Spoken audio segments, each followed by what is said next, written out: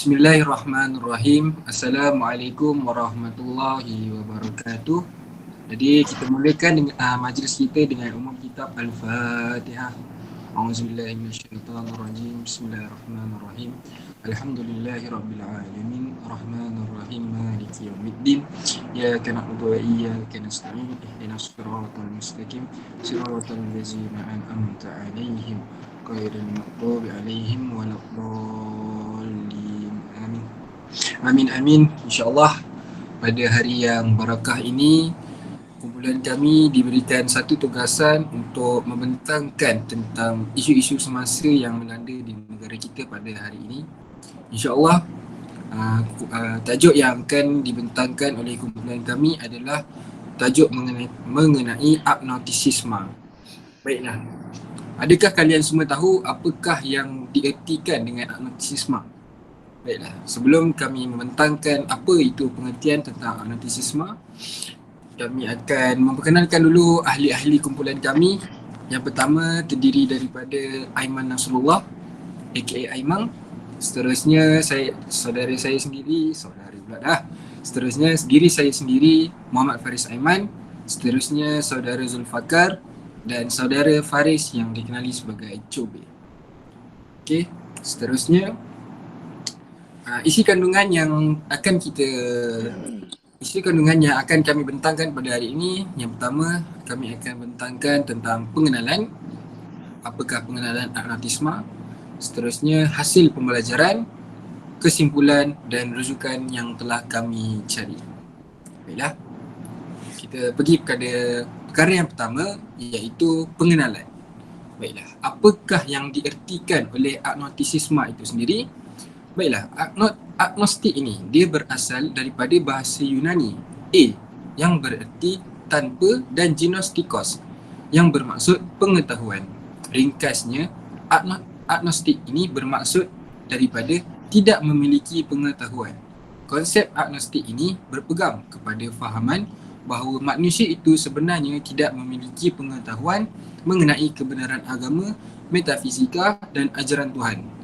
Ia menterjemahkan sudut pandangan falsafah yang merujuk Tuhan, malaikat dan hari kiamat adalah sesuatu yang tidak diketahui atau tidak dapat diketahui kerana tidak terjangkau oleh akal manusia itu sendiri. Contohnya, orang-orang seperti mereka ini adalah orang-orang yang jenis suka buat kesimpulan sendiri tanpa selidik dan kaji benarkah atau tidak benar yang sesuatu yang mereka kaji itu.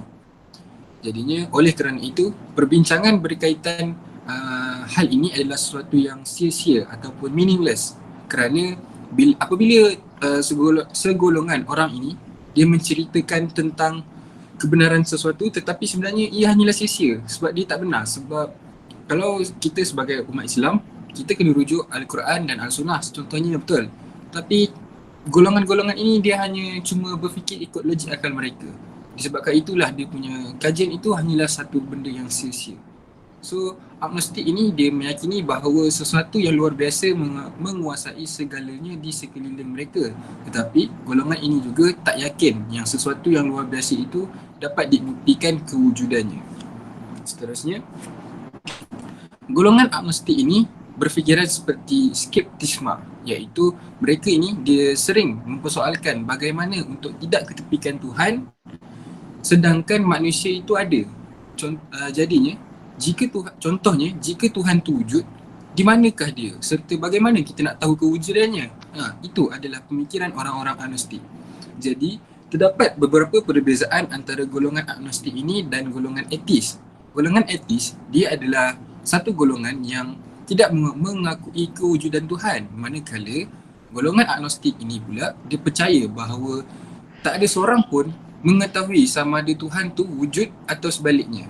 Menurut pandangan golongan ini, segala perkara yang bersabit dengan Tuhan adalah bentuk pengetahuan yang tidak mampu dicapai oleh akal fikiran manusia. Terdapat beberapa pandangan daripada ilmuwan-ilmuwan luar, contohnya seperti Immanuel Kant. Dia berkata, kepercayaan kepada Tuhan hendaklah bersandarkan kepada Tuhan dan tidak boleh dicapai dengan akal tanpa sokong penelitian dan penyelidikan yang bersifat empirikal. Maksudnya, kita seorang yang Muslim ni, kalau kita nak keluarkan satu perkara atau suatu fakta mengenai ciptaan Tuhan, kita mesti berlandaskan kepada aliran yang betul seperti Al-Quran dan As-Sunnah. Okay? Tak boleh kita nak keluarkan fakta itu hanya mengikut logik akal semata-mata. Tak boleh. Sebab itu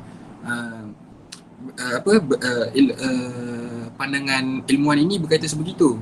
Okay. Antara pandangan ilmuwan yang lain oleh Sir William Hamilton, dia berkata kemampuan falsafah manusia adalah terbatas untuk justifikasikan logik ini kerana Tuhan ni tak dapat diketahui melalui bukti dan akal manusia. Sebaliknya, perlu bergantung kepada wahyu, iman dan sebagainya.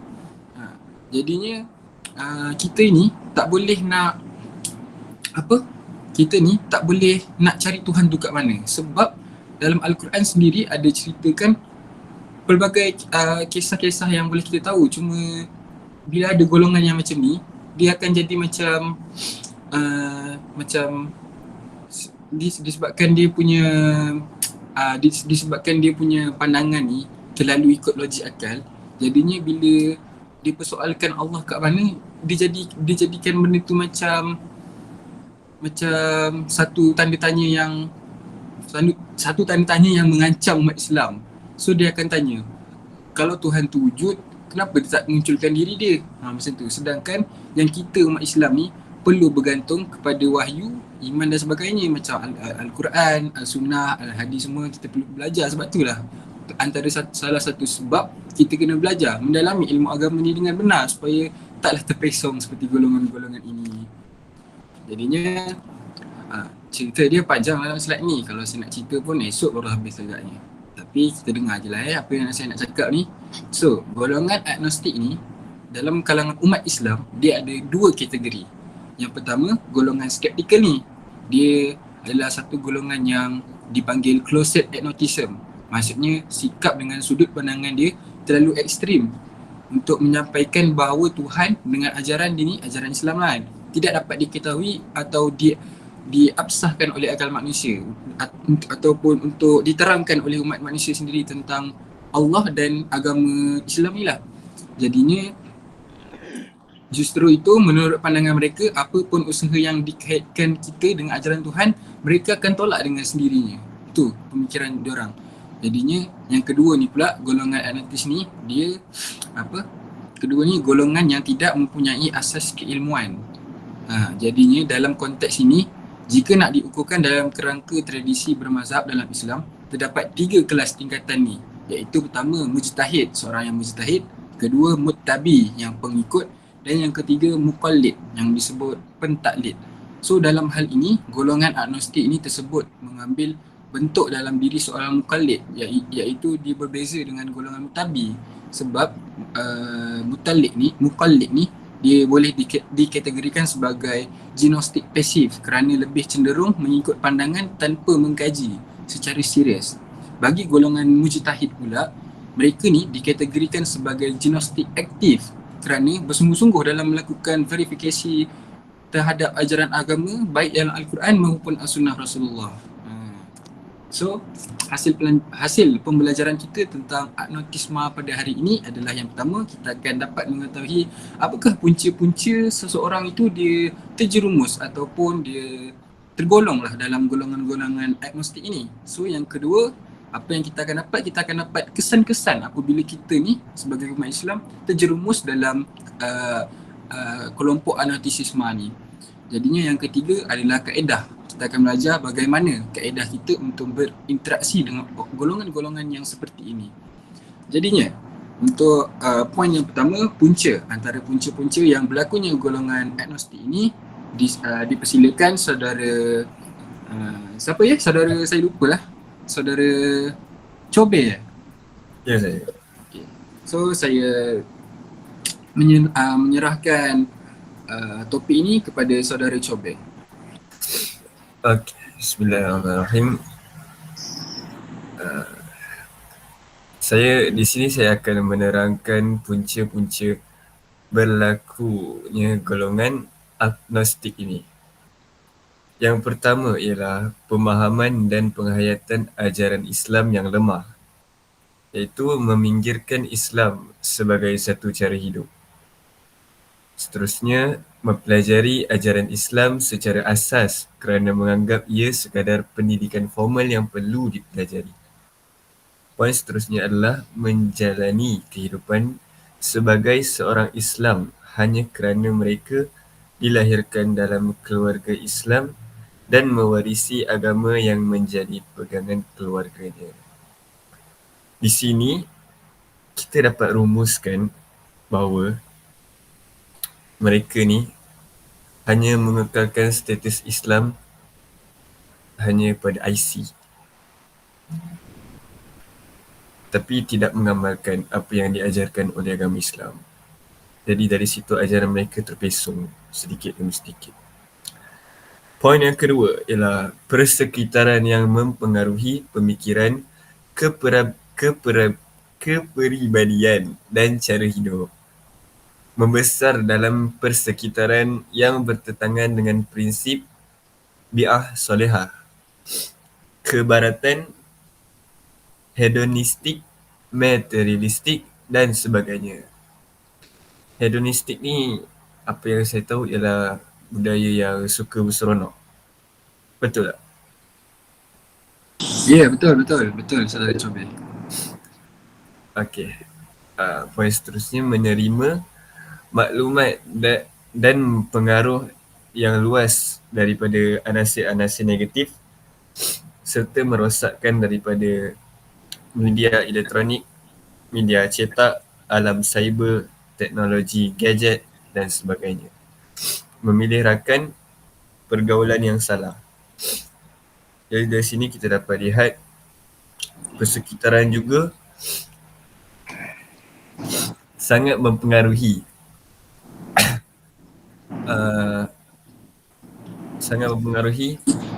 berlakunya golongan agnostik ini. Poin yang ketiga ialah penyelewengan akidah dan pemikiran oleh golongan berkepentingan. Memilih pimpinan syaitan dengan meninggalkan pimpinan Ar-Rab, menilai dan memberi tafsiran terhadap ajaran Islam mengikut acuan kepentingan diri, kononnya mengikut kebenaran zaman. Mempunyai sikap taksud dan mengamalkan taklid buta terhadap sesuatu kefahaman, prinsip atau tokoh-tokoh tertentu yang diyakininya walaupun jelas kebatilannya. So dari sini kita dapat rumuskan bahawa peredaran zaman ini membawa banyak impak terhadap generasi-generasi muda. Banyak daripada mereka yang salah mengidolakan mereka punya idola. Contohnya seperti artis K-pop, ada yang sampai membuat agama sendiri, membuat agama yang memberi nama artis mereka dan sebagainya. Berlakunya penyelewengan akidah dan pemikiran. Seterusnya saya serahkan kepada saudara Faris. Terima kasih. Masya Allah, terima kasih atas keterangan yang diberikan oleh saudara Chobei. Baiklah, apa yang boleh saya simpulkan dekat sini, betul lah bahawa sebenarnya bukan tiga ini sahaja punca-punca berlakunya golongan agnostik ni. Banyak lagi sebenarnya. Lagi-lagi lah bila zaman sekarang ni terlalu banyak gadget, betul. Jadinya anak-anak ni bila mereka kecil-kecil dah main gadget. Jadi bila dia bermain gadget ni kita kena faham konsep dia. Walaupun ada baik, dia tetap ada buruk. Sebab setiap perkara yang baik ada buruk dia. Setiap perkara buruk mesti ada yang baik dia. Jadinya contoh lah, saya bagi contoh TikTok, aplikasi TikTok. Jadinya kalau daripada kecil lagi ramai yang generasi-generasi kanak-kanak ni dah bermain TikTok. Saya risau kan kalau mereka bila dah besar kan banyak. Sebab TikTok ni walaupun macam saya cakap tadi, walaupun ada yang benda yang baik, dia tetap ada benda yang buruk. Sekiranya kanak-kanak, tak kisahlah kanak-kanak ke sesiapa ke, bila dah tertengok benda yang buruk, takut dia akan terbawa-bawa, sehingga kan terbawa-bawa dalam ajaran Islam lah. So disebabkan itu, kita sebagai umat Islam ni perlu sentiasa lah berhati-hati dalam menggunakan gadget ya.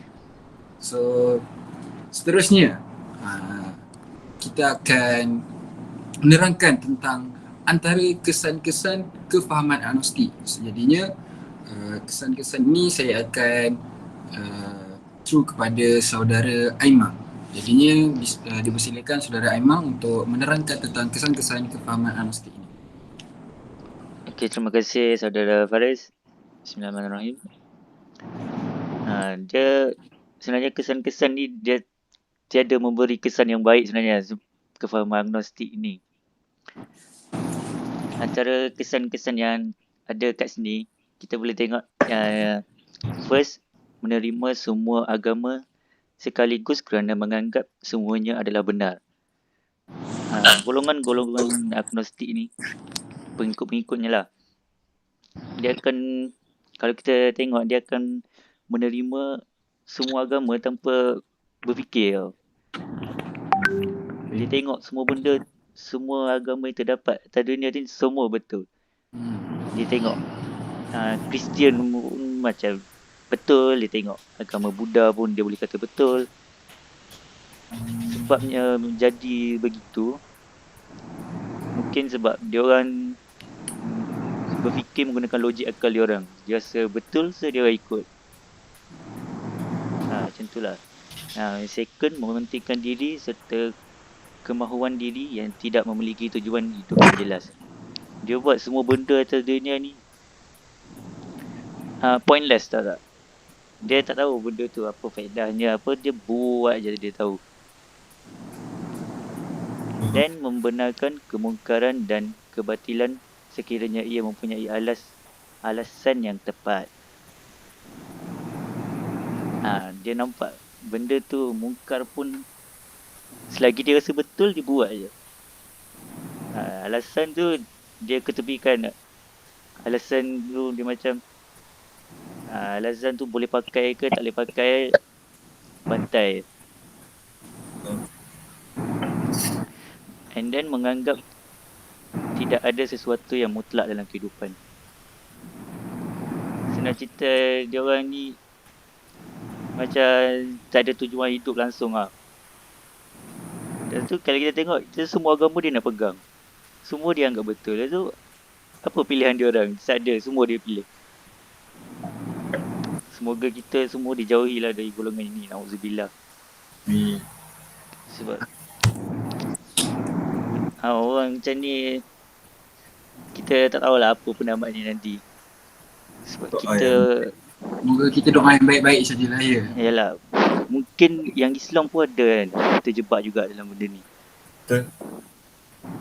So tak tahulah apa ending dia orang. Minta kita semua dijauhilah daripada benda-benda macam ni. Amin.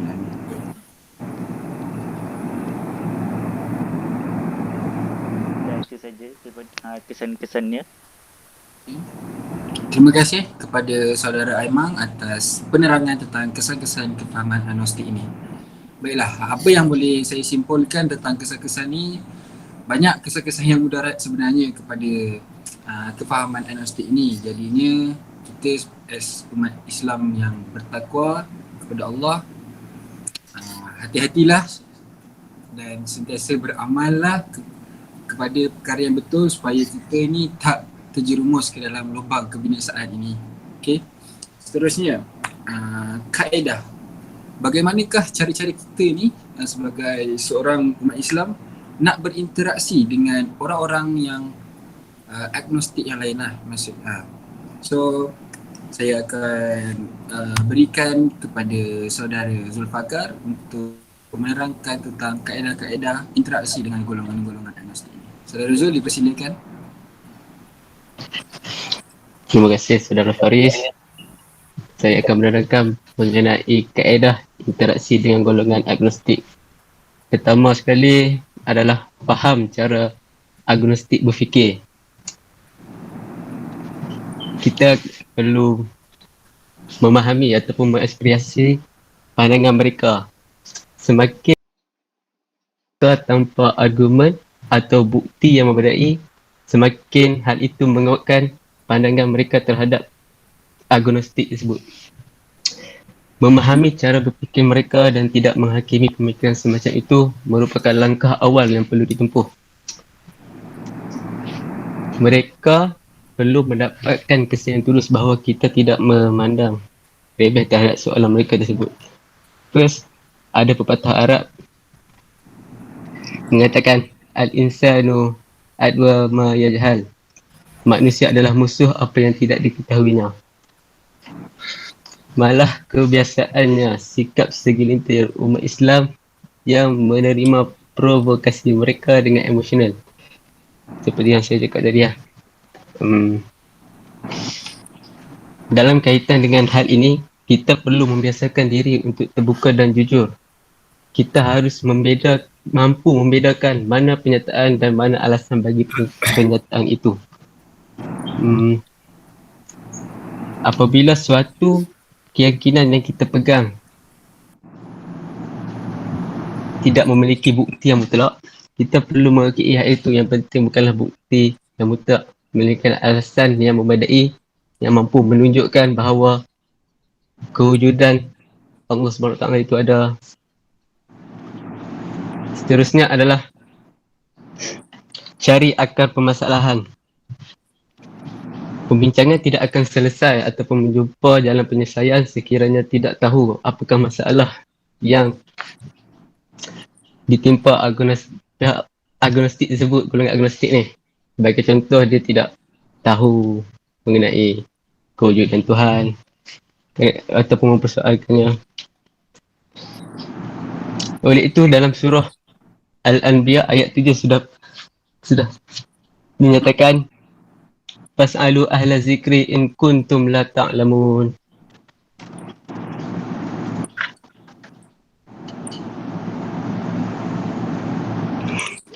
Bahawa apabila kita tidak mengetahui satu perkara tersebut, maka tanyalah terhadap ahli zikri, iaitu ahli yang mempunyai tauhid ataupun pengetahuan tauhid yang mendalam, lebih mendalam.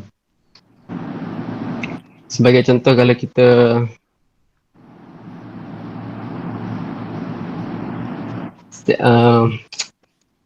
sebagai contohnya kita dapat lihat pihak agnostik ni kadang-kadang, contohnya dia naik kapal terbang, dia bukan nak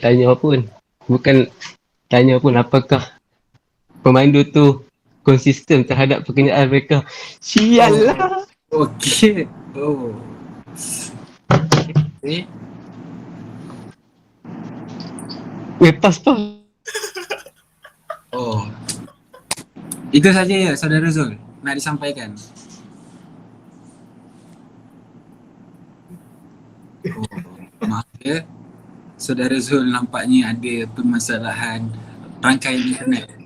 Okey. Jadinya apa yang boleh saya simpulkan daripada Saudara Zul punya penerangan adalah antara kaedah-kaedah kita nak berinteraksi dengan golongan-golongan ini adalah seperti yang dicakapkan tadi lah. So bukan ni saja, bukan dua cara ni saja, ada banyak lagi caranya. Sebab setiap permasalahan mesti akan ada solusi dia. Jadinya, so oleh disebabkan itu, pada siapa-siapa yang pakar lah atau mahir dan banyak mengkaji tentang agnostik ini, mungkin boleh nasihat untuk menasihatkan orang-orang agnostik ini. Jadinya Sama-sama lah kita jauhi lah benda ni. ya. Okay, jadinya kesimpulan bagi pembentangan kumpulan kami adalah tentang agnotisisme ini adalah agnotisisme ini merupakan fahaman di mana mereka menganggap bahawa Allah itu sebagai pembuat alam semesta.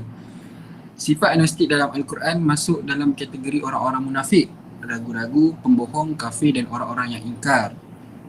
Jadinya apa yang boleh kita faham tentang agnostik itu tergolong dalam golongan kategori orang-orang yang munafik tadi lah. Orang munafik, ragu-ragu, pembohong dan sebagainya. Hal ini dikatakan sebegitu kerana sifat-sifat orang agnostik ini dia mengingkari keberadaan Tuhan itu walaupun mereka tahu bahawa Allah itu dapat ketahui tetapi enggan untuk mencari tahu dan kenalnya. Maksudnya diorang hanya fikirkan, macam saya cakap tadi, diorang hanya fikirkan akal logik diorang je. Kalau diorang tak nampak, itulah diorang tak nampak. Sedangkan dalam Al-Quran ada tulis macam mana macam-macam kewujudan oleh macam-macam Allah ciptakan benda dalam dunia ni. Tapi disebabkan oleh ada yang golongan-golongan seperti ini, diorang terus untuk memudahkan fakta yang hanya nampak apa di depan mata tapi tidak mengkaji dengan selidik. Betul? Saya setuju dengan saudara Faris. Seterusnya, orang-orang yang ragu ini dia akan impak dia akan meragukan keberadaan akhirat maupun hari akhirnya. Bagi kaum agnostik, akhirat mungkin bagi kaum agnostik ini, diorang fikir hari kiamat ni mungkin ada, mungkin tak ada. Sedangkan kiamat ni dalam Al-Quran ada betul, memang akan terjadi. Allah dah cakap kiamat ni ada dan kita sebagai umat Islam kena bersedia. Tetapi pandangan diorang kemungkinan ada, kemungkinan tak ada. Itu yang jadi bahayanya. Okay. So seterusnya, mereka ni juga disebutkan sebagai orang-orang munafik sebab sifat dia yang menyatakan diri dia ni beragama. Dia percaya bahawa alam semesta ni ada. Tapi ada juga certain golongan dia menolak diri dia untuk beribadah dan ikut satu agama sesuka hati dia. Macam ada saudara Aimang cakap tadi.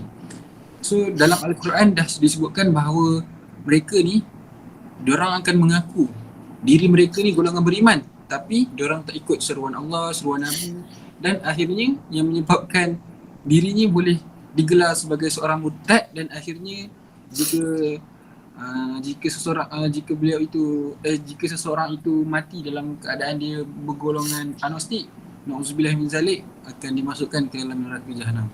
Jadi oleh itu dimintalah diri kita ini diminta jauhkanlah diri kita ini daripada kelompok-kelompok agnostisisme ini.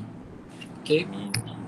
Jadinya ini adalah sumber rujukan yang kami telah dapat melalui link-link yang ada pada skrin ini.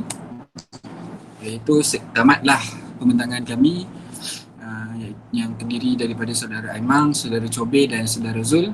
Jadi sekian, itu sahaja daripada kami. Minta maaf salah silap, yang baik itu hanya datang daripada Allah Subhanahu Wa Taala, yang buruk itu datang daripada kami. Sekian, wabillahi taufiq wal hidayah. Wassalamualaikum warahmatullahi wabarakatuh. Waalaikumsalam.